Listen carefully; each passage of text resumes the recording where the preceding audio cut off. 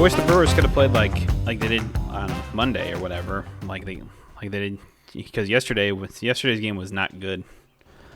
I saw part of it. I saw where I was. Cubs was winning. Were winning 1-0. What happened after that? I was like, they were pitching a no-hitter against the Brewers for 8 innings until Frelick got a hit in the 8th inning, and Jesus. then it was because apparently the Brewers just can't hit off of Cubs pitchers or starting pitchers. At least we always get to the bullpen. And which sucks because while we're recording this, they're playing tonight against was it Shota Imanaga? I think his name is. He has been by far one of the best starting pitchers in baseball this year, and has like a really good ERA and has really good success so far this year. So I can't wait for him to throw a complete game shutout. Considering we haven't scored off of a Cubs starter in any of the games so far this year. That's crazy. And it's been 5 games. I mean, they did really well for the games that we went to. Yeah, I mean they didn't score until the 8th. The 7th. That was the 8th. But yeah, it was the 8th. Yeah. Oh. I mean, they scored 5 during that inning though. They did. And one of them was a home run. Yeah, one of them was the home run. I will say, I was like, that was Adames was going to hit another homer in yesterday's ball game, but then Bellinger just had to fucking bring it back. Fuck. Son of a bitch. Yeah, well, that's baseball, I guess. It just sucks because it's like, you have for the Brewers, it's like you have one of the best offenses that we've had in a while. And it's just like, for whatever reason, against the Cubs, we just cannot hit against their starting pitching or whatever. I don't get it. I'll never understand it. Baseball is a crazy time, dude. You know what I talk about baseball as well? Since we're on that topic, yeah. Apparently, Major League Baseball is adding the Negro Leagues statistics to like its history. Okay. And basically what that means is that there's actually a new batting champion, because Ty Cobb was, for the longest time, that had the best career batting average. Mm-hmm. He is now topped by Josh Gibson, who was a Negro League player.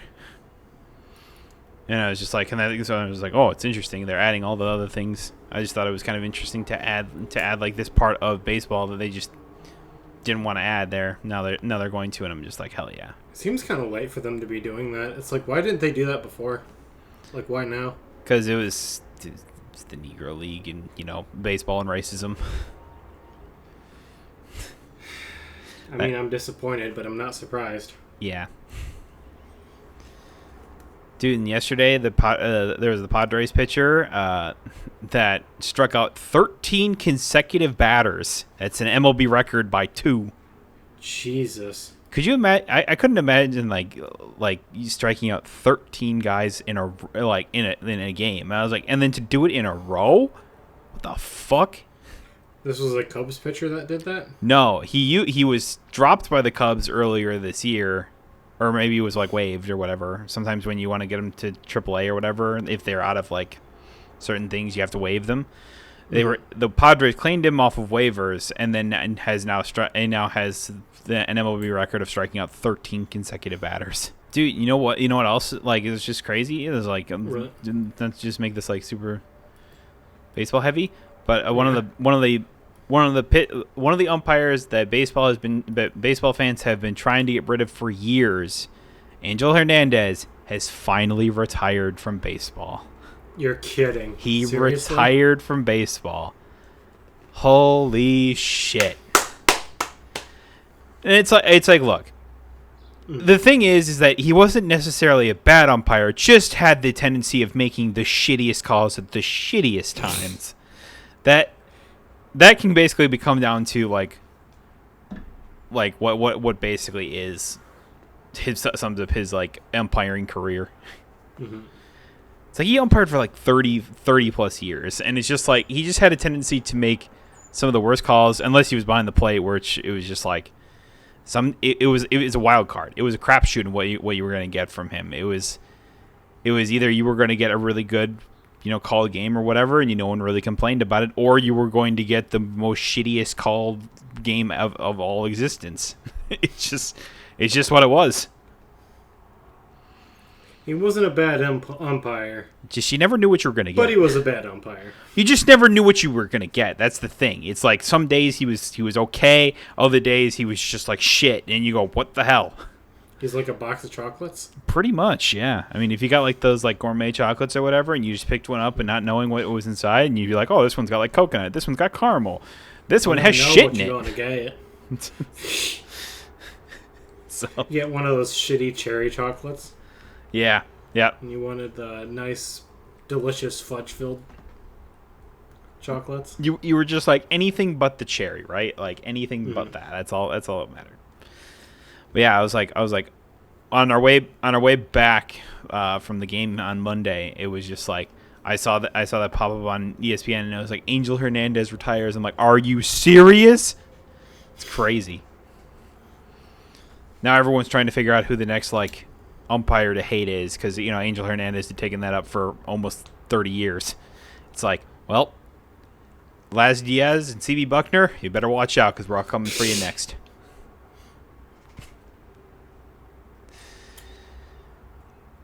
Yeah, it'll be interesting. It's so interesting because I think partially why he retired, one is because I think MLB was basically in talks of like coming to a mutual agreement between the two, at least that's from what reports say. But it's also just like, I also think that and a couple other older umpires have also retired in the wake of Angel Hernandez announcement. I think he just decided like it's kind of my time, basically. Yeah, sort of. MLB was just kind of like saying, it's like, hey, if you retire now, we'll give you like a nice like package or whatever when you go or whatever, that type of thing. Okay. So it was just like, yeah, it's just like from the calls from earlier this year and just like everything like that, it's like, it's just not, it just wasn't a good look. It was the main issue about it all. And then, but it's just like, then you have like a couple of these older umpires also retiring as well, where it's just like, and I think it comes down to when the ABS system comes up, which apparently it's not coming up next year, which is fucking baffling to me. Which it just to remind you is the automatic balls and strikes call, like the robo umps as people will call them, or whatever. But it's like I don't know. It's just silly to me of like the reasons why the commissioner of baseball, like Rob Manfred or whatever, like basically said it's like, oh yeah, here's why we're not going to have the ABS system up. And I was like, because it hasn't made enough progress, even though it's really good from the minor league games I've watched. It's not been many, but it's been seamless for a lot of people as well. And it's like, and it's just like, maybe that's just because they're going to take this next year to teach the older umpires, if I had to take a guess. Maybe. I don't know. But the other thing that he said about it is that it will get rid of the defensive-minded catcher. And I go, what are you talking about? If anything, it was going to get rid of the defensive-minded catcher is when you make up a rule after the end of this year to try and prevent catchers from trying not to sneak up so far, like Wilson Contreras did earlier this year, that broke his arm because a guy had a big backswing. So that, if anything, will kill a defensive catcher, it'll be that, because as the years have kind of gone by, it's like catching has become a sort of an art to steal what they call steal pitches or whatever. It's like balls that would normally be called, pitches that would normally be called balls, would then, if caught correctly, and you kind of what you kind of do is you like, if a ball is coming in from the right side, you kind of just like grab it and then pull it back in toward the plate. And sometimes you'd be able to fool the umpires to call a strike, even though it's clearly a ball. So now they're finding it the better way to do that now is actually for the catchers to get as humanly close as possible to home plate, but still not getting hit by the like being just out of range of the batter. And like the backswing, and some players have some big backswings, like JD Martinez when he broke Wilson Contreras' arm.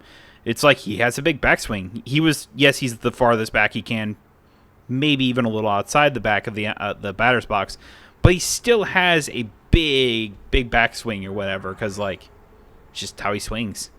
Mm-hmm. And that's what happened. It's just like he swung through and hit him right on top of his arm, and I assume it was a hairline fracture on his catching arm. Just stinks. So I don't know. It's just like defensive minded catcher. I'm like, he even says like after that just seems like a bad idea. Yeah, it's just like I do think there necessarily needs to be an improvement to the rule to protect catchers and mm-hmm. not have guys break their arms. And it's like, well, how many times has this happened or whatever? And it's like, I'm not even talking about like necessarily talking about like catchers getting hurt or whatever. It's like the amount of catchers interference this year is so much higher than it has been in past years already. Because they know they can cheat the system effectively. Yeah, I mean, I say cheat the system, but it's how catchers are graded these days, mm-hmm. or whatever. It's like they're trying to do these things. They're trying to be like that or whatever, and because it's like it's just an accepted part of the game, but it's also putting them at greater risk. So whether that means there needs to be like a catcher's box where like so that like a box behind the plate that the catcher can't go past, like a line that just says, hey, here's as far up as you can go. I don't know. Maybe either that or you need to move the batter's box forward a little bit, but I really don't think that's going to solve anything. If anything, it's just going to really piss off players. I mean, I would probably go with the catcher's box. Yeah, I kind of don't want to do that, but at the same time, it's like it feels like the best solution, though. Yeah, it does feel like the best solution, but I don't know. Yeah, I don't know. It's just what it is, I guess. It'll be interesting to see if that includes it. Because, like, even Wilson Contreras says, like, oh, yeah, once I'm back from IL, I'm going to continue doing the same thing. Like, I'm still going to sit exactly where I was when Martinez's back came. It's just that was just an unfortunate accident, basically. That's a little concerning, to say the least. Yeah, I mean, like I said, it's like there hasn't been any like major catcher like injuries, other than that. So I guess it's like it's not common, basically. Yeah. Like I think you're major league catchers. You should know generally about how far you should be able to sit with, so that way you're not, in range of a bat when the guy tries to swing the bat. The league shouldn't have to babysit you like that. No, and that's why it's just like, I mean, if they want to sit up there and they feel comfortable or, whatever, and, they're not getting hurt, that's that. I mean, I would hate to just, like, say it's like, oh, yeah, let's impose a rule, but it's like, it very well could happen. Who knows? But considering that no major ramifications happened as a result of that, I really don't think anything's going to happen. I think it was just one of those things where you just like, wow, that really sucks, but it's only just that one time. Yeah. So. Have they announced who's going to replace Angel Hernandez? No, I assume it'll be someone from the AAA or whatever. Oh. Kind of how they have like a grading system, so it's just like this like when like guys either retire or whatever, like they have a grading system, so I assume somebody will just come up from the minors, take a spot. Okay. Yeah. That's baseball. I don't know. It was like I kind of felt bad. I was like, the game we went to was just like it was a 0-0 game or whatever, and it's just like. And it's just like, man, I was really kind of hoping for some scoring or whatever and have something to cheer about, but it really wasn't a whole lot. I kind of agree. I was talking to Billy about this. We both were able to appreciate like all the little intricacies that came in with like pitching and batting. It was really cool to just kind of watch that. Yeah. Because we still didn't have like specifics of it out, obviously, and you obviously have a much better view of it when you're, like you said, when you're on watching on television. Mm-hmm. It was still cool to watch that. It's like pretty much all of us still had like a good time, aside from maybe Brendan, but I don't know. He said he enjoyed it on the ride back. yeah. So, but he was just like, yeah, I just don't really get like the nuances or whatever, and it was just like, I mean, yeah, it's hard. It's hard to like kind of like see and like appreciate baseball, especially when it's a pitching duel like that, where it's just like, especially from like we're sitting like top row or whatever, so it's like you're looking down on it, and it's like there were some calls that I could tell like the batters weren't too happy about, like you can kind of see them shake their head and they go what or whatever, and you kind of go as like I don't know, it's hard to see balls and strikes from up top. Sometimes you can tell, sometimes you can't. And then it's just like, and it's just like, so when a player gets, a little upset about a call, it's like, well, it must have been outside or something like that. It must not have been a strike because they didn't like the call, but for the most part. And it's just like being able to see the movement of the pitches, especially because like Gasser has a good repertoire of like, he has the four seam fastball, the cutter, which just has like a little bit of movement left to right. He's a lefty, so it should cut right. And then like a sinker that just kind of goes, it goes down because it sinks down. And then he has the sweeper, which is literally just something that goes literally across the plate as the pitch comes in. And it's just like seeing that, and especially when you can overlap it with like the fastball, if you can kind of see like where it kind of like overlaps and then where it starts to diverge, I think that is that is where like baseball, like understanding pitching is probably at its finest. Mm-hmm. I know there's something that MLB Network sometimes shows off where it's the view from the umpire's perspective, where it's just like a little camera on their mask, and it's just like, and just to show you how difficult it is to umpire or whatever, it's just like here's what the umpire sees, and then you see the ball, you pitch come in, and it's like you blink, you missed it, and it's just like, yeah, it's a hard job. it's tough, but. That's what all the training's for and everything like that. And you're not going to get everything right. It's just how it works out.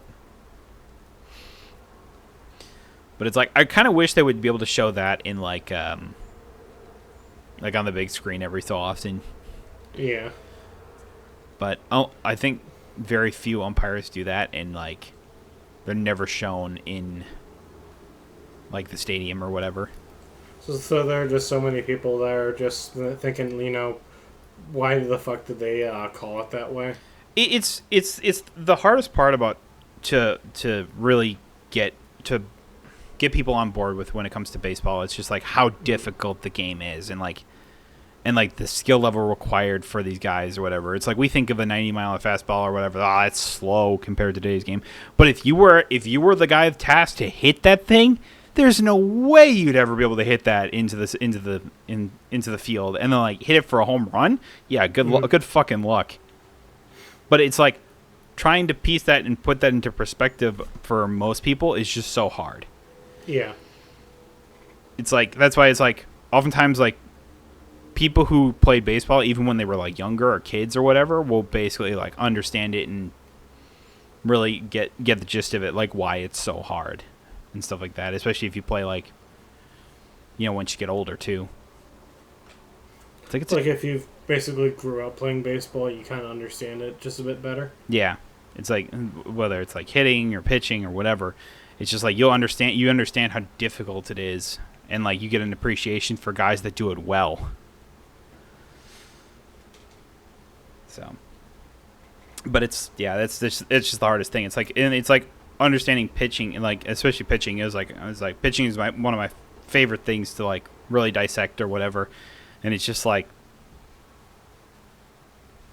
just to show like, and I think like the overlays like they kind of have with pitching or whatever, just to kind of show how similar a pitch can be, and within like less than a blink of an eye you have to make that decision of whether or not you're going to swing or not, and then to hit it right on the bat and everything. It's wild.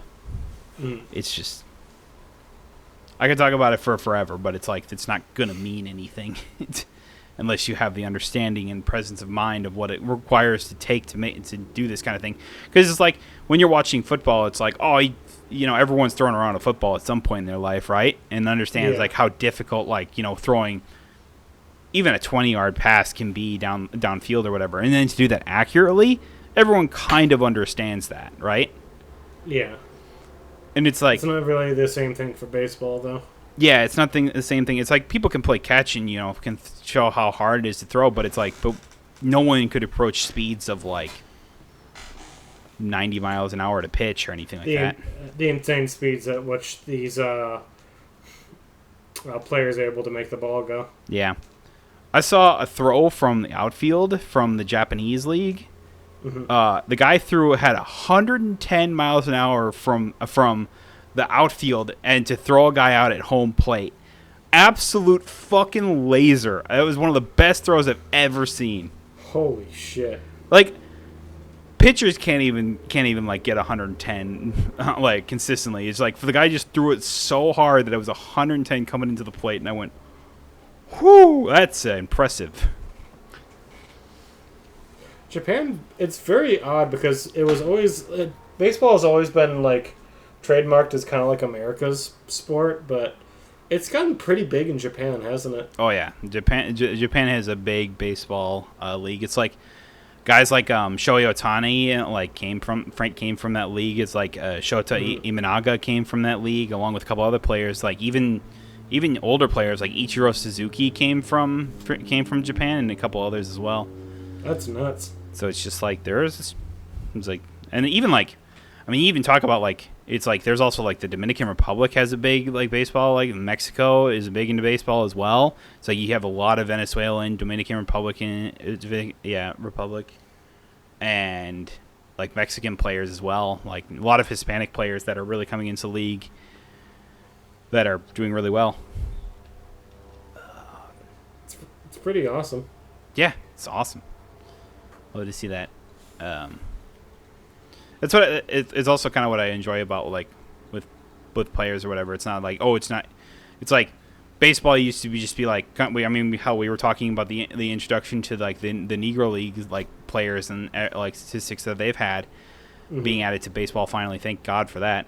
But it's just like how long baseball was just like whites only or whatever, and it had a very systemic racist type thing or whatever, and it's like you can look back and you can look at guys like, you can look at Jackie Robinson for a big reason as to why they kind of opened up to empowering minorities to play baseball and being able to play at a high level.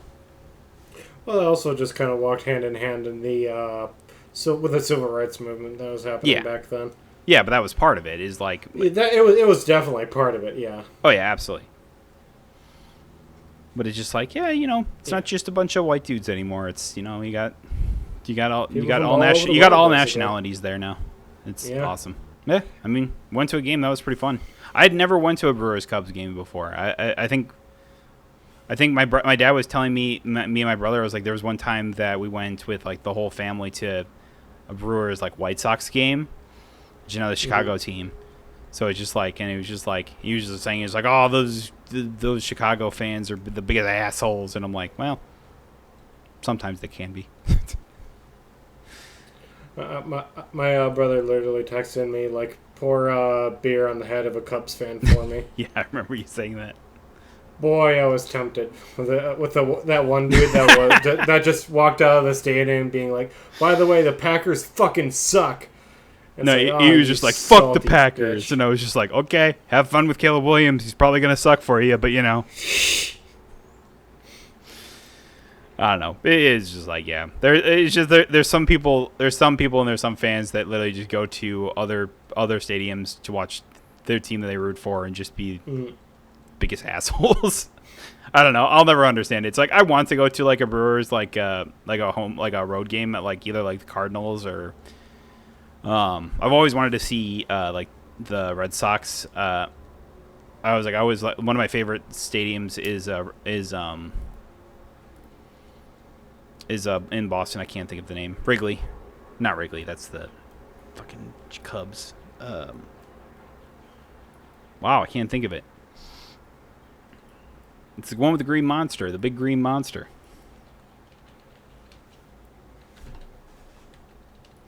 The Swamp Monsters? Something No. like that? Fenway. Jesus Christ, I can't remember. I couldn't remember that for a second. I really want to see Fenway Park. I was like, it's one of my favorite parks or whatever because it's so unique. It's like from home plate to left field, just because you got that big giant green wall that they call the Green Monster. It's just like, it's only like 310 feet or something like that for a home run, but because you have to hit it so high, it's okay with it being that short.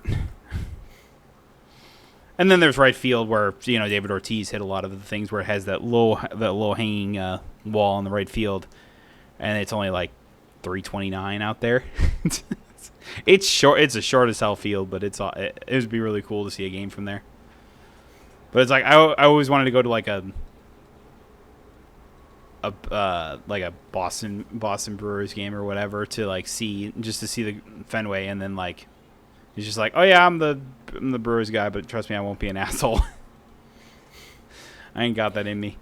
And they are not going to believe you. Oh, absolutely not. It was just like, you fucking suck, and I'm like, yeah, well, we'll see.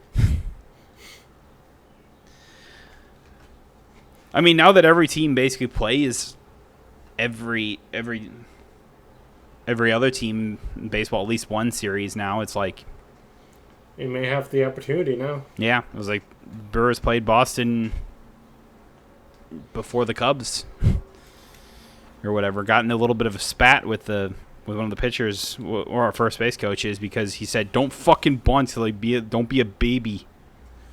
Swing the bat like a big boy. Don't be a baby. Don't be a baby. Swing the bat like a big boy." Exactly. I don't know. I was just like, really? He's like, come on. I was like, it's just like, it's so funny to me to think that baseball, pitchers are so I don't know if sensitive is the right word, but they remember shit. They will remember. They will remember this. And it's like, if you showboat a home run or whatever, expect to get clunked in the fucking back in your next at bat. It's like, that's how bad it used to be. That's how bad it used to be. And it even used to be even worse and even before I was born or even watching baseball. But it's just like, yeah. That's why there's so many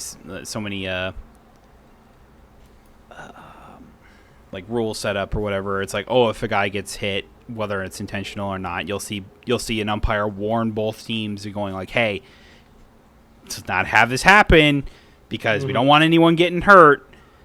And stuff like that, and we're done with the whole drama that responds in with that kind of stuff or whatever. It's like you hit a guy or whatever. If it's on accident, it's like, yeah, that sucks, but no hard feelings. If the players think you did it on purpose, the umpires will probably throw you out of the game. That's an automatic 5 games, so you're going to miss your next start if you're a starting pitcher. That's what happened to Freddie Peralta earlier this year, even though I still don't believe he hit Jose Siri on purpose. I get how it looked, but I still don't believe it because it was a 3-0 count and a fastball runs in and hits him, and it's the farthest he's ever missed. Is there any thought in your head that maybe, and all with the motive, and the only motive that the umpires had was that Siri hit a home run earlier in the game. He didn't showboat it or anything like that. Not a lot, at least. Not more than you normally would. And it's like, Freddie's not really that guy that holds a grudge like that. So I was just like, and he got thrown out of the game for that. And as a result of that, it's like Abner Uribe got into it with Jose Siri later in that game and resulted in basically a small brawl between the two. And I was just like, oh shit. Yeah, it was just like. And it's like, here's the thing.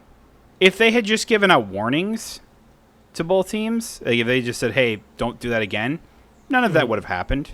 The only reason they got into it is because Uribe, being young and stupid, said, oh, you got my guy thrown out or whatever? Fuck you. And he just threw a slap. Retaliated. Yeah. Oh, my gosh. Tried to slap the guy. Missed, but he tried to slap the guy. The other umpire or the batter, the hitter, that because he came up later in the game or whatever, and there was a play play where the pitcher had to cover first base or whatever. He gets him out of first base, and then Uribe says something, and then it goes out of hand real fast. So that was a while ago. Don't have to play the Rays again this year, so we're all good there. All right, there's enough sports talk for now, though. One thing I wanted to talk about it was that the Sony announced their next state of play or whatever, which is actually tomorrow.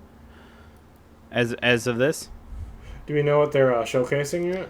No, it says they're only showing off 14 games or whatever, but it's games that will consist of the PSVR 2 and PS5 games that will be coming out this year.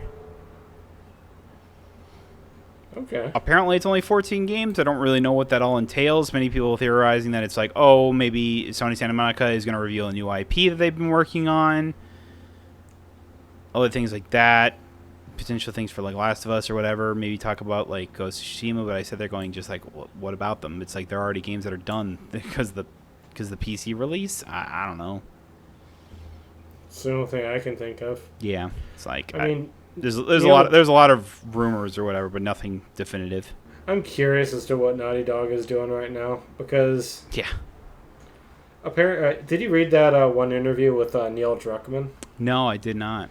So he was going on about how, first off, the thing that really pissed me off and pissed a lot of people in the industry off was how he was talking about how the use of generative AI is going to change the I did read a little something games. About that. I was very not happy when I read that, and apparently he thinks that the next Naughty Dog game that they put out is going to be so good it's going to completely change how the general audiences view narrative-based video games moving forward. Which is... I'm not sure if we've talked about this, but that is a huge claim. That's a big expectation right there. You are setting yourself... setting yourself up for failure easily. Yep. You're setting the bar so high that if it's not like one of the best written video games of all time, people are going to be disappointed. Why you would ever want to put yourself in that spot, I have no idea. Let's say even if it does, though, it's just like there will still be people who will say that this doesn't change anything or whatever, and it's just like people will continue. It's like there's no winning from that point of view. There's no winning from that scenario. I don't even know why you'd even say something like that. I don't get it either. So I'm curious as to what they're working on. Better be good from all the talk. Yeah. If Sony Santa Monica really is working on a new IP, I'm interested in what that could be. If it's like gonna be like another hack and slash, or people are theorizing it is. Were they they weren't the Killzone studio, were they? Were they? I don't know. It might be either that or just like a new IP, or people think it's a new IP because of like the job listings that they listed not that long ago, and it was like. And there was thoughts that it was going to be like, oh, new people for God of War, like the next God of War game. And they kind of said, like, nonchalantly said it was like a new IP. So I don't know. I would be okay with another God of War if it was like set in Egypt or whatever, they were planning on doing. If there is plans to make another God of War game. No, it looks like they've always been the God of War studio. So something new from them would be interesting. That would be. Oh yeah, they could probably show off stuff for like Marathon or something like that too. They could also show something off for Wolverine. That's supposed to be dropping next year. Oh yeah. I don't know. They said it's for games that are coming out later this year, so it doesn't sound like they're really focused on like next year stuff. I doubt that if Sony Santa Monica really had a new IP dropping that it would be next year. Yeah. This year, I mean. Yeah, but I was thinking that same thing. I'm like, really?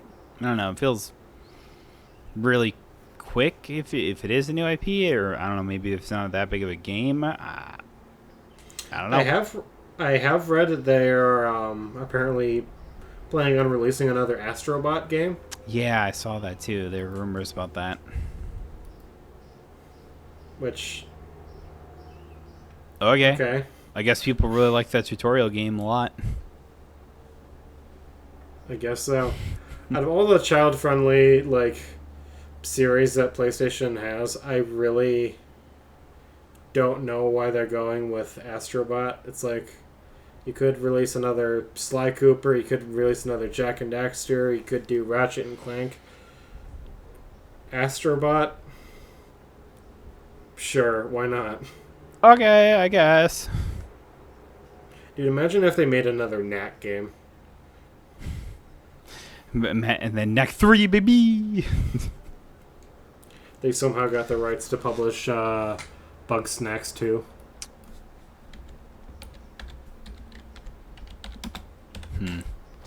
The final buggening. Or the final snackening. Bungerpocalypse. The Bungerpocalypse. I bet you will probably show us. We might get something. Well, I mean, they're making it with. I was thinking like the Death Stranding 2, but I was like, isn't that also kind of being made with like Microsoft though?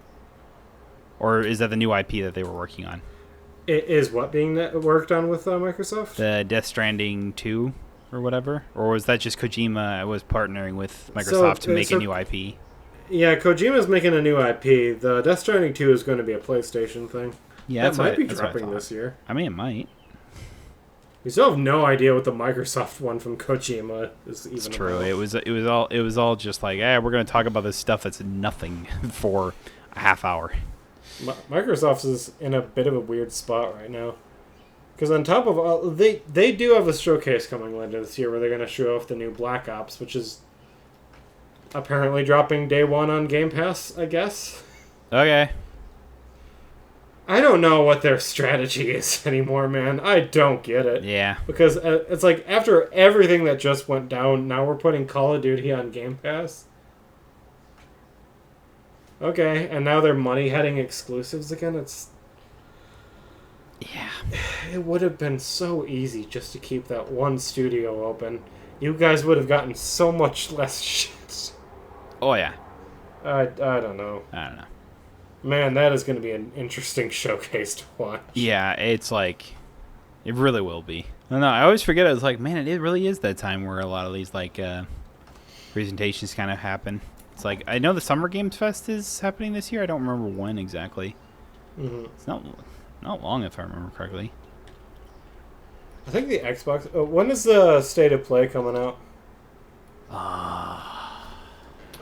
So I think the...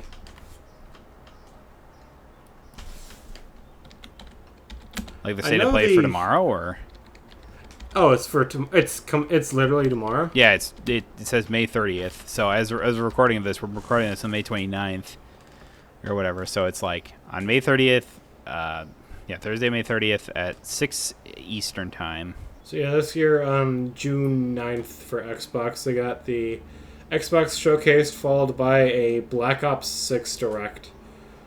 Whatever the fuck that means. It used to be the Xbox plus Bethesda Direct, and now it's Xbox and Call of Duty, I guess. Might as well. Turn in for a first look at new games from Xbox Studios. Latest updates from previously announced titles and new games playing on Game Pass. Cool, whatever. So I think this is the year they announced that they're officially switching it to Microsoft Gaming as opposed to Xbox. Could they realistically get rid of the Xbox name though? It feels like that's the direction it's going in. I hate to say it, but it's like I still couldn't fathom the idea of Microsoft giving up on the Xbox name and rebranding it as Microsoft Gaming. That's boring as hell. Yeah. It'd be wild if they did. Xbox has just been known as their, gaming division for as long as they've been around. It's just weird to think about, like, imagine if they do go all digital and their next console is just like a streaming stick or whatever. How odd that would be if they put out an Xbox, if Xbox was like moving forward without a box. It's called the Xbox. Well, then you call it the X Stick. That's fucking stupid. Just like the PlayStation. The PlayStation will be called the PlayStick. Oh wait, that might be something else.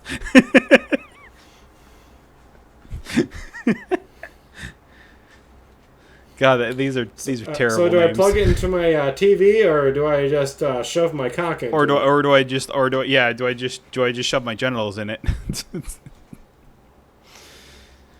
Oh boy. Yeah, maybe think of a better name than that, Sony. Just putting it out there that if you just release like a little like USB stick and you call it the Play Stick, don't do that. So does it come with its own joystick, or do I just need to provide my own? Is there vibration settings I can have on this?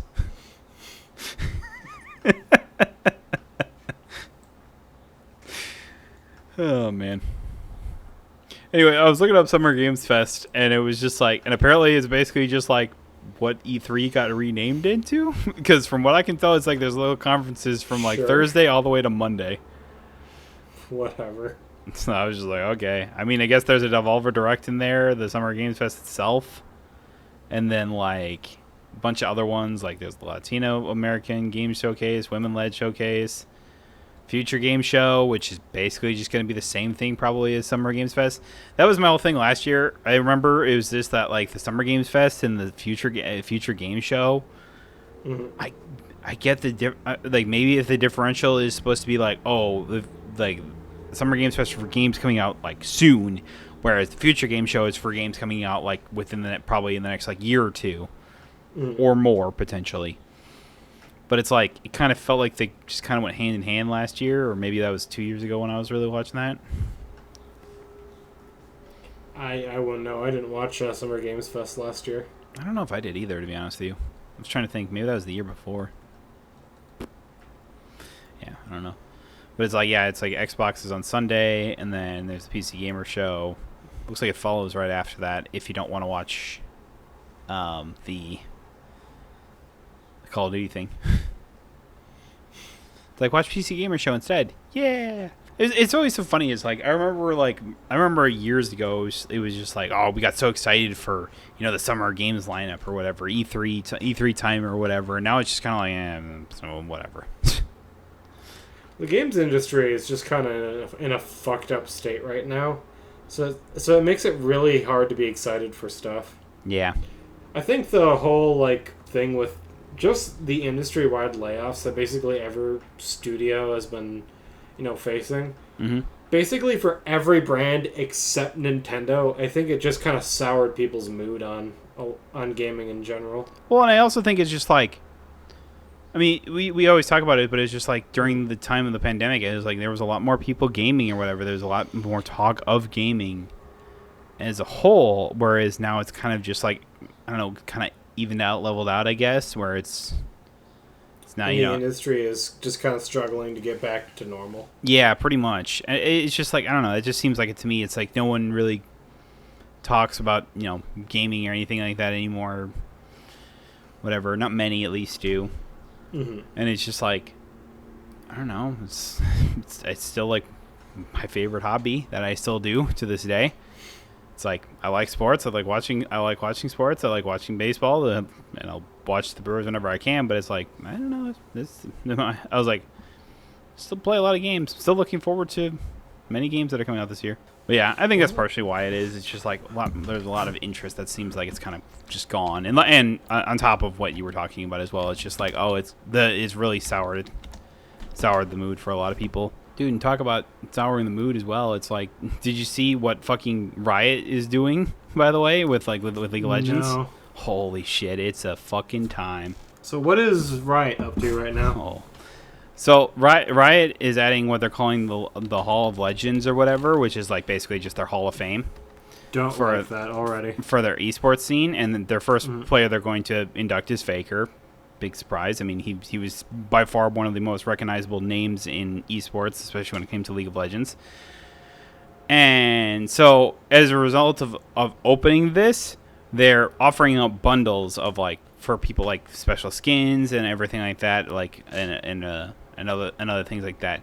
So for roughly $40 or whatever, you can get the a special Ahri skin in the Hall of Legends pass, which I guess it's a battle pass basically that to unlock like faker themed content is what it says here.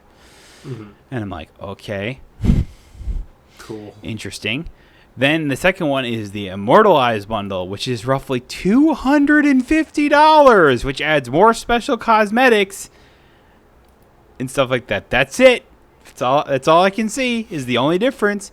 And then you think, how could it get worse?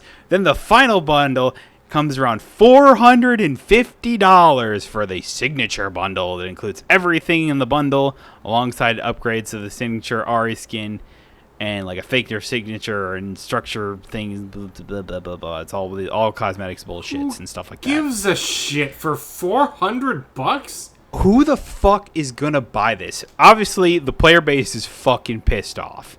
Yeah. It's like, it is just like no fucking surprise there. $450. It's like even $40 for one skin. I remember when they had like the ultimate skins or whatever for like Udyr. Like the most was like $20 or whatever. I think it was. Mm-hmm. Maybe more. Maybe it was like, it might have been more, but I can't remember. Or whatever. But it's like, dude, for basically the cost of an Xbox Series S, actually less for more than a copy or like an Xbox Series S or whatever, it's like you get one skin. Series X, I think, for that. Yeah, Series S is like what, $350 last I checked. I'm gonna look up what it costs for a used Series X, because I think What is that too? For another like $20, you could get a used Xbox Series X for that. You could get you could get the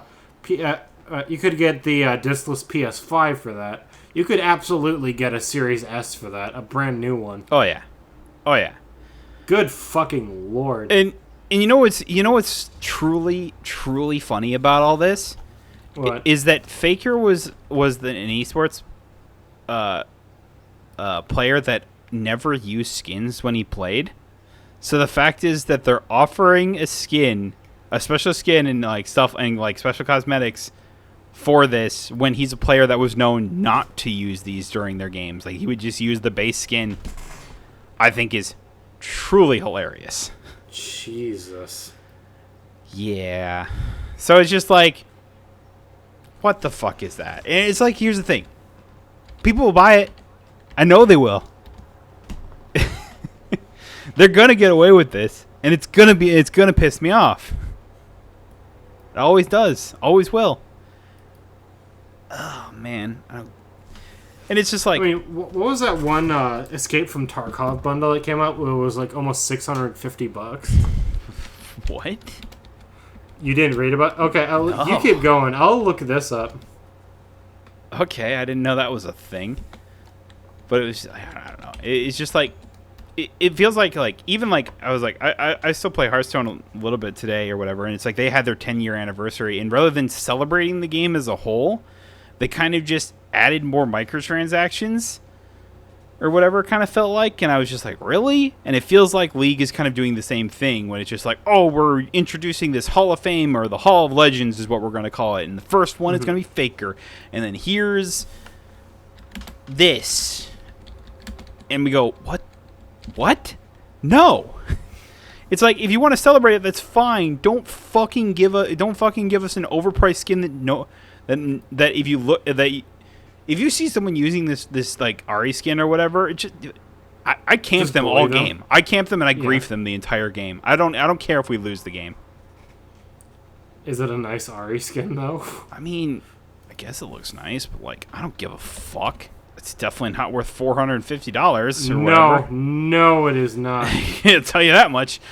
No, very rarely when I say anything is worth $450. Yeah, I don't know. It's just like, I don't know, celebrate it or whatever, rather than just doing not this. doing that. Like you could have had like a special skin or whatever, and marketed it appropriately to like your other skins that you have in the game or whatever, rather than just trying to bleed them dry.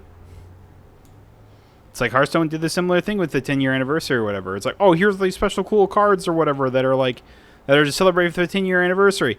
And now here's the other ones that you want to make them look nice and everything like that. Here's the signatures and everything. And I'm like, oh, yeah, that'll be $80. What are you talking about? What? Shut the fuck up. Get the fuck out of here. For skins, bro. For skins. Yeah, I got no more I want to say there because I think I've said just about everything. Don't buy this. Please, dear Lord, people do not buy this. It's like, don't let them get away with this shit. So the whole thing with Escape from Tarkov is, for a while, like, Escape from Tarkov is always... It's still in early access, by the way, but it's always had, like, these... Yes. It's... always had, like, these really absurdly expensive bundles for, like, the true believers, whatever that's supposed to mean, and what their vision is of their... like, future of the game, I guess, for people that wanted to support the creation of it, which was always fine. Like, you can get, like, these expensive editions to support the game, but I don't remember what it was called, because I don't typically give a fuck about Escape from Tarkov, but there was an edition that came out, and I think it was like 150, maybe, like, I think it was only like $150, and it was really expensive. But they said, if you buy this, you get every, like, new DLC, every new item or game mode, whatever that we put in the game, you will get for free. You will never have to spend money on stuff for the game again. And it's like, cool. So a lot of people invested in that, right? Mm-hmm. So earlier this year, they put out something called the Unheard Edition. And if you wanted to access their... highly anticipated PvE mode, you had to buy the Unheard Edition. If you bought that other, like, previous DLC, you do not get the content that's in this one. So a lot of people were complaining, and the devs were making all of these, like, different excuses. It's like, well, it's not really DLC. They're like features, or like exclusive features, or game modes, or whatever. And it's like, okay. Sure. Whatever. A lot of players are also calling the Unheard Edition pay to win because the PvE you can earn, like, XP and, like, upgrade your weapons through that. Yeah, that's not a good look. You also get unique weapons, more slots in the flea market, whatever that is, increased fence standing, expanded PMC pockets. I don't know what any of this means because I don't give a fuck about this game. But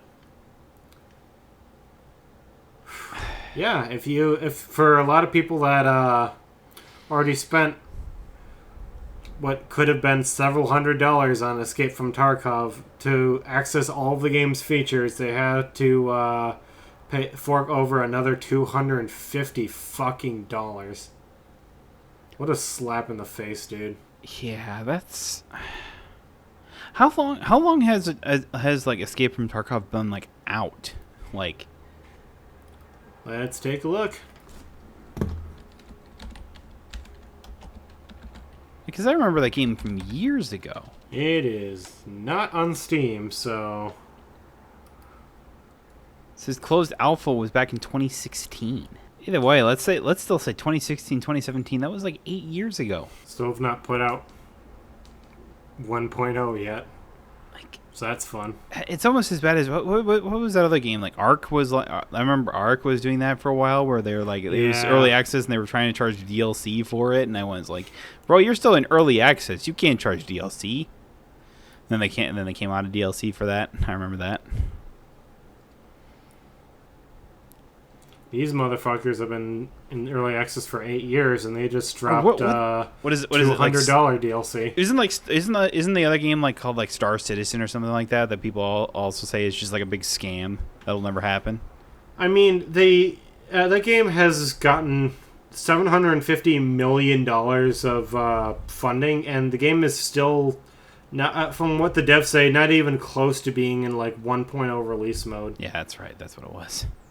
Which is how do you fuck up that badly? Like, I've heard people say that apparently Star Citizen can be a lot of fun, it's fucking expensive because you have to buy your own ship to play the game. Like that's your way of accessing it, and like the cheapest one still costs like $300 or some bullshit. Let's take a look at how much these fucking ships cost. I don't know if I want to be honest with you. Let's look at this one. Hurricane. That looks like the smallest one. It's flight ready, blah, blah, blah. It's also apparently just riddled with microtransactions. Okay, let's look at... I don't want to know similar ships. What is... For the standard starter pack is $40.50 right now, because you can save 10%. It gives you 120 months of insurance. What the hell does that mean?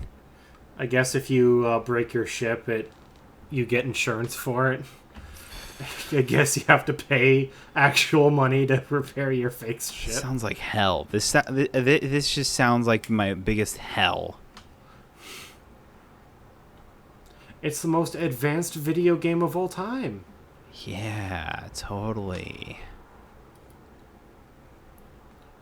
You know, and it's just been in development for 10 years now. Yeah, totally. Uh-huh. Don't worry, it'll come out one day.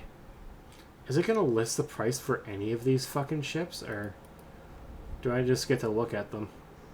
You just get to look at them. Don't worry about it. Either way... How much does it fucking cost? Jesus. Here, the beta, why not?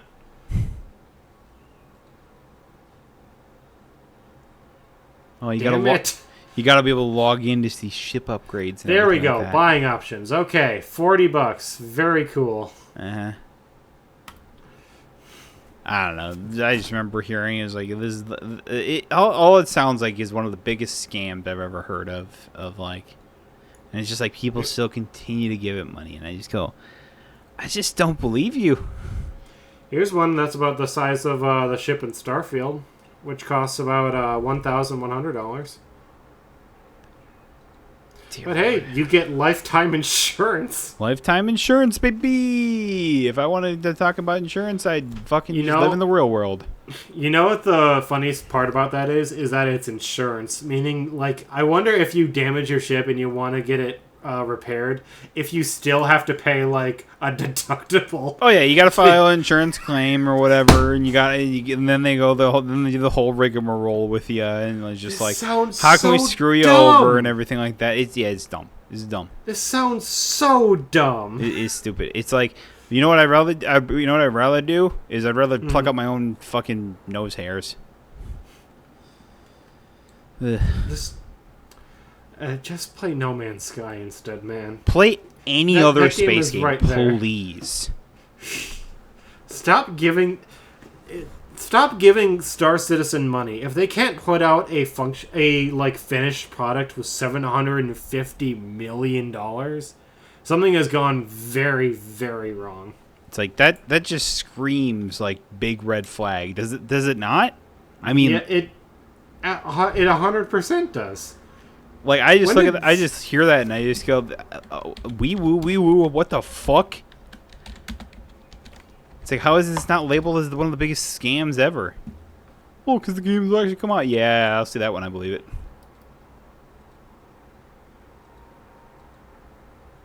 It was literally supposed to launch in 2014? Uh-huh.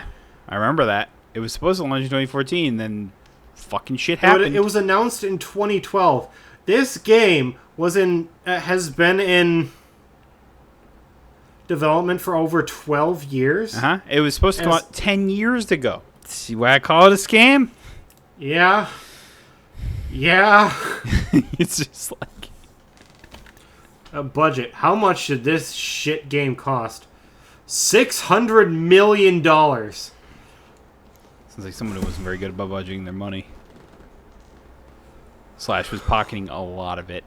Yeah. Because that's the thing with, like, whenever you, like, pledge, like stuff like Kickstarters, right? It's like, you hope that they're spending that towards, like, you know, whatever you're pledging it to, like a game or whatever. stuff like that. But it's like you don't really know, right? Like, wasn't that like a whole thing about with like Kickstarters, like when it was first announced as well? It was just like, oh, what's gonna like? 'Cause wasn't there like a whole thing where it was like people would put something up or whatever, show something really cool, and then they would say, oh yeah, it didn't work out, and then they would just take the money and run. These guys are just stretching it out for as long as they fucking. Oh yeah, can. no, they're they're making their livelihoods off this. Are you kidding me? But it's like I think that was like a Kickstarter thing for a while, but now I know there's like protections about it as well. It's like, oh, if you don't get what you published, then you are entitled to get your money back. It isn't a scam. They're just going to go bankrupt before it releases. Yep. Man, if you advertise a product and get a bunch of funding for a project, and the game needs to eventually come out, and you never put it out, what is that? It's a scam. Sounds like a scam to me. People that think it's a scam don't know what is. It's a horribly mismanaged by an egomaniac who keeps pushing goalposts. Yeah. Is that a whole heck of a lot better? Like, I don't know, man. So again, just to reiterate, please don't give Star Citizen any more money. They don't need it. They shouldn't need it at this point. Unless they show us some actual fucking results, maybe not. I feel like this can be the summary of like the last like few podcasts we ever have. Just go on to Steam real fast. Just go to like the new and trending real fast for me. And scroll past all the fucking hentai games or whatever, but it's like you find some pretty cool like some pretty cool indie games or whatever like or you don't need to pay Star Citizen shit. You don't need to do that. You don't need to do that. What game? That game actually just came out today. What? That we actually talked about last week is that Capes game that I was talking about. That like strategy like fun. XCOM like superhero game. Yeah. I see it's on the new and trending or whatever, and I was like, hell yeah.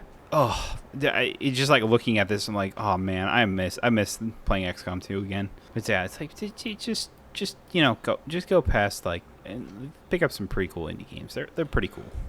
I mean, again, even for those people that are like dead set on that, there's so many games that use that format that you can play instead. What's that other one that I'm trying to think of? It doesn't matter. Like I said earlier, you have like No Man's Sky, you have like Starfield. I swear there's one more like. It's just games similar to No Man's Sky. Fuck. It was like Alpha something. Yeah, I don't know. Elite Dangerous. That's what I was trying to think of. Elite Dangerous. That's right. Yeah. I remember trying that game a while back. How was it? It was all right. There's another game I ended up finding that I actually enjoyed more. It was called Everspace. I think it was what it was called. That game was cool. They put a sequel out for that game. That's pretty awesome. Yeah, that was pretty fun. I never really played a ton of it, but I enjoyed what I did play of it. So yeah, you have options that aren't Star Citizen. Please, I beg you. Ubisoft, can you do me a favor and just launch your games on Steam? And not on your fucking bullshit launcher? Right. Because it's like, they just launched that new game of theirs. It's called X Defiant, and from what I can tell, people are enjoying it. I mean, from what people say, it's really good. And, it's free to play, so it's like, oh, I'll let it play a match, why not? Then I go to their website, oh yeah, you gotta download Ubisoft Connect. Fucking why? Can't you just release it on Steam? It's like, what do you lose by doing that? Like, just do, what is it, what was I thinking? It was like, just do what, I mean, Microsoft kind of did that as well, where it's like they're just releasing stuff on Steam as well, along with there's one other. Epic Game Store. No, well, I mean, the games like tend to start there, like can start there, and then like find their way. Like I know Darkest Dungeon 2 or whatever. But there was like one other big publisher that was like had like their own. They just started like putting a lot of their games onto Steam. I thought that was Ubisoft, wasn't it? I mean, you can buy them through the Steam, but they still go through the Ubisoft Connect thingy. Was it EA? Yeah, that's what it was. Yep. Yeah. Yeah, when they killed Origin. I still gotta try out that. Oh my God, Christian Yelich hit a home run. We're already up 2-0. What? Nice. I just quickly went onto Reddit or whatever, and I see we're winning. Oh, but they have hit a homer, so it's 2-1 still. But.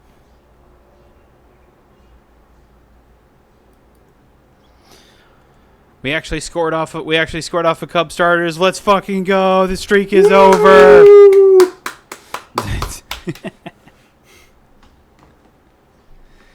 Dude, I remember going to baseball games when I was a kid, but I remember we would always go, and we would always walk past like those families that had like their grills out. They would be like playing music and shit, and it's like.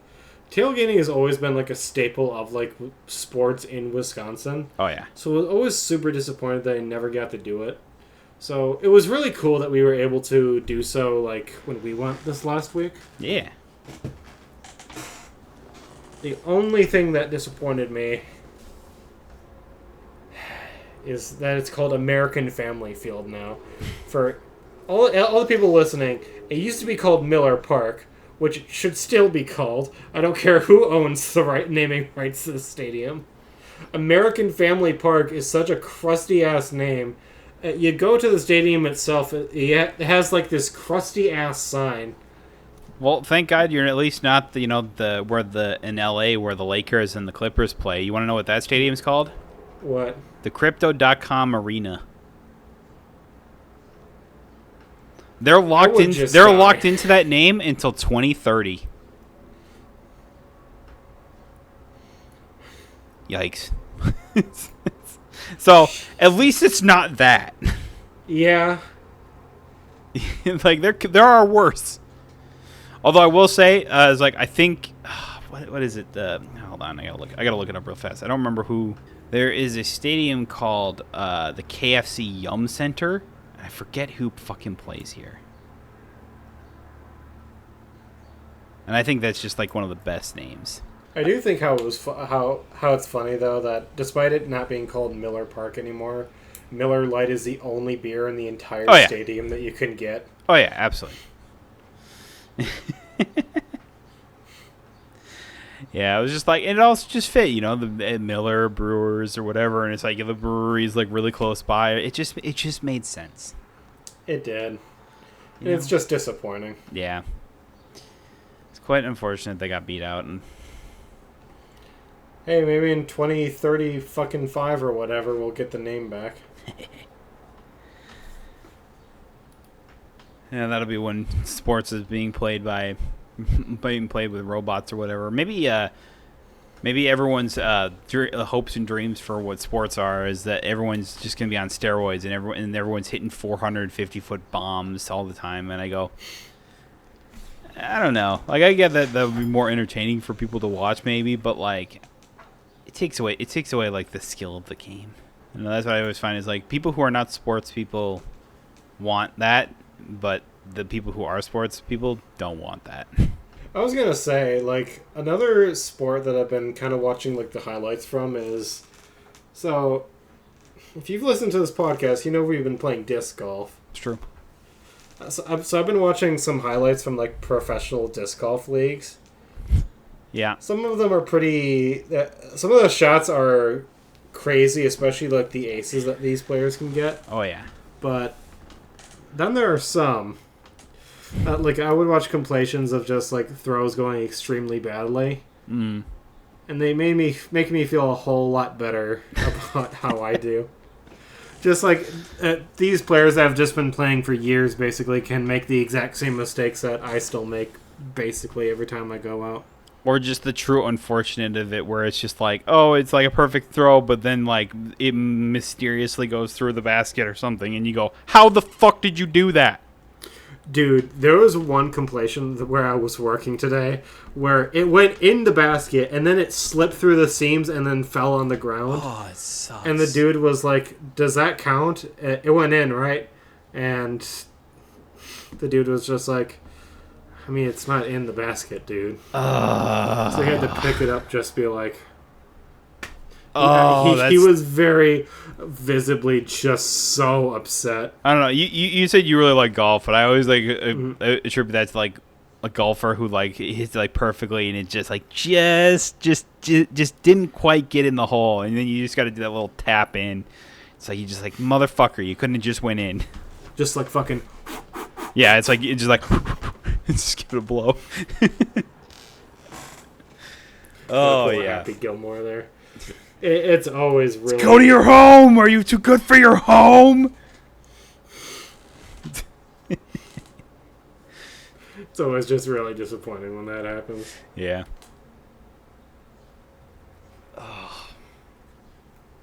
Then there was this one guy that he did a. I don't like calling it this, but he basically he did a forehand throw immediately that was in pole that was like maybe like 10 feet in front of him, and he just walked away and I was like, "Yep, that's it. That was the worst throw I've ever done," and it was in the middle of a tournament. It was really sad to watch too, because like you had all these other pro players that were there just losing their absolute shit, because it's like, how the fuck do you hit something that's that close to you? I don't know, man. Just did. Sucks every time, but you just did. Yeah. I don't know. Okay, I'm good calling it there then. Yeah, sounds good to me. So, thank y'all so much for watching or listening to the ramblings of us today and everything. And be sure to like and subscribe to the podcast. Watch us on YouTube or anything like that. Links are all in the show description below. Be sure to check out my co-host or anything he does. All that stuff. You know the drill at this point. It's how it goes. It's how it be. So, but yeah, I think we will see y'all next time though. Bye-bye. I realized we just didn't do an intro today, but that's okay.